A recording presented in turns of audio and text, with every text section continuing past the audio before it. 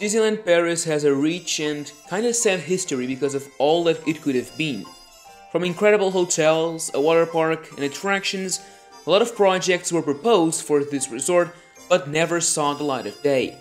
In the past video I talked about some more well-known cancelled projects such as Splash Mountain, a Beauty and the Beast show, and a Little Mermaid dark ride. Make sure to check that video as well if you haven't already. Today I will shed some light into some not so well-known proposed projects. So let me know down below if you've ever heard anything about these and what's your favorite one.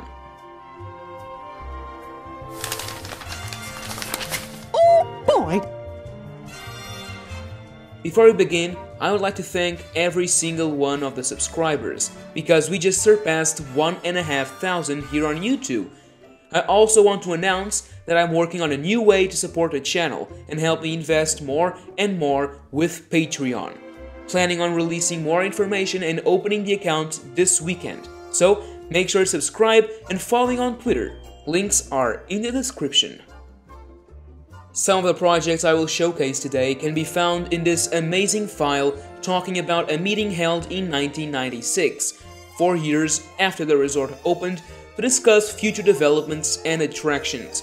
You can find this on the link below at the Disneyphile website. Let's start with the TDS projects. TDS standing for Tokyo Disney Sea, which is extremely interesting since the park didn't even break ground until 1998, 2 years after the meeting. So, what were the projects?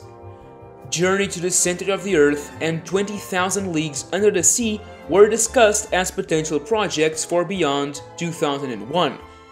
Their themes would be very well suited for Paris's Discoveryland. The one with the most interest was definitely 20,000 Leagues. But what is this attraction exactly? Guests are invited to board one of Captain Nemo's powerful submarine boats and join him on his undersea search for Atlantis. But wait, there's already a Nautilus in Discoveryland, and one that guests can enter and explore. Well, the idea was to use the walkthrough attraction as the pre-show and queue, and that the show building for the ride would use a portion of the Autopia site. This way a new ride would be presented and guests could still enjoy the Nautilus and Autopia, just with a smaller track. I think that this ride would fit like a glove in Discoveryland, and that it would become a fan favorite for its amazing effects and story. Unfortunately, I couldn't find more information on how Disney would bring Journey to the Center of the Earth to Paris, but it would also be an incredible addition. Next up we have a strange one, The Lost World of Dinosaurs. Not much is known about what kind of ride it would be, but a Jungle Cruise type seems to be the top contender because of the weather. This attraction received mixed reactions in that meeting. While it is regarded as an attractive use of the Adventureland meadow, concerns are raised about it not adding covered capacity and that Dinosaurs may not be a home run marketing hook. The ride would take place around a jungle volcano inhabited by dinosaurs. There was also the problem of the weather. How can one maintain a tropical microclimate during the cold winter months, when it even snows in Paris? Well, you can't. This idea seems to have been transported all the way around the globe to Shanghai, where guests can ride an amazing rapids ride on Roaring Rapids. Here you are taken around a massive volcanic structure and come face to face with what seems to be a giant reptile. You know, like a dinosaur. The location where that ride would have been built is, well, still vacant. In 2007, a massive concept was created to fill in that space. This was revealed in a new Disneyland Paris book, and wow, there's a lot to explore. Because of the massive success of the Pirates of the Caribbean movies, a whole mini-land would be dedicated to the franchise. By passing through the Explorers Club, now known as Colonel Hafiz, guests would enter the land by going under an arch. Here, they would find that the Indiana Jones A Temple of Peril is no longer there, as it was rethemed to fit the new land. Not sure what the story would be, but I guess it has something to do with the old watermill from the second movie. You can even see the whole thing. After passing that, guests would reach the main draw, a massive lagoon where an incredible Pirates Stunt Show would be played every day. Along the lagoon would be lots of seating, as well as what I believe to be new restaurants. One other cool thing is that by building this, the railway would have to get new show scenes, as most of the track would be covered.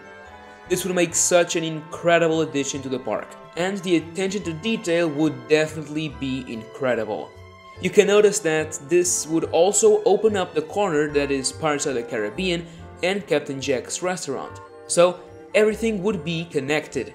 Some parts of the concept were later brought into Shanghai Disneyland in the Eye of the Storm Captain Jack's Stunt Spectacular. Still in 2007, Disney was thinking about extending the Fantasyland offerings, and would do so with Mickey's Philharmagic. If you've been to the parks in the last several years, you might know that this idea was ultimately scrapped, and that the show now plays on the Discoveryland Theater. Well, in my opinion, doesn't really fit. In this image, we can see how the facade could have looked like. There's a medieval architecture, but animation and movement as well, which makes it very fun. In terms of location, it would be found between the now defunct Fantasia Gelati and Sir Mickey's Boutique, finally filling in that Fantasyland expansion slot once reserved for the Beauty and the Beast show. Let's head into Frontierland and explore the last one. Here, if it had become a reality, guests would be able to find Geyser Mountain. This attraction was still quite developed, so there's quite a lot of information to go through. From the mind of Pat Burke came this attraction. Guests would most likely find it by passing through Phantom Manor. After exploring some new terrain with pines, rocks, and mounds, they would finally arrive at the geysers. This is a great recreation, while a little different, that you can play in the game Planet Coaster by going to the link below. The ride itself would use a similar ride system to that of Tower of Terror, which allows the vehicles to also move like a trackless one would. According to the story, this location would be very geothermally active. In the distance, guests would hear detonations, this time not from Big Thunder Mountain, but from inside the barn right in front of them. When entering, they quickly realized that this was a work of a crazy miner that created massive tools to dig and find gold faster. Okay, but what was the ride? Well, after exploring the barn and house of the crazy miner, you enter a vehicle made to go under the earth and excavate. When it starts moving, you enter the beautiful rainbow caverns with amazing lights and underground waterfalls. The vehicle moves further and further up the side of Geyser Mountain, and when you reach the very top and admire the view, it begins to descend back to the cavern, until the only way back is through a very old bridge. As you slowly make your way through the bridge, it starts to fall apart and you feel like falling to your death, until a big blast is heard and Geyser Mountain erupts, sending the mining rig flying into the air. You then bounce up and down with the geyser. After all that, it starts to slow down, and guests are back at the barn, and you can exit your vehicle and enter the gift shop. While there would be several differences from Tower of Terror, like how Geyser Mountain would make you go up as fast as possible and not down, the latter was ultimately chosen to be built in the Walt Disney Studios park, as it needed all the help it could. So, what's your favorite cancelled concept that I shared today? I would love to see any of these brought back for future development, as the park could really use them. Let me know down below yours. If you enjoyed the video, please consider subscribing and liking. And now, as always, thank you for watching, and that's a wrap.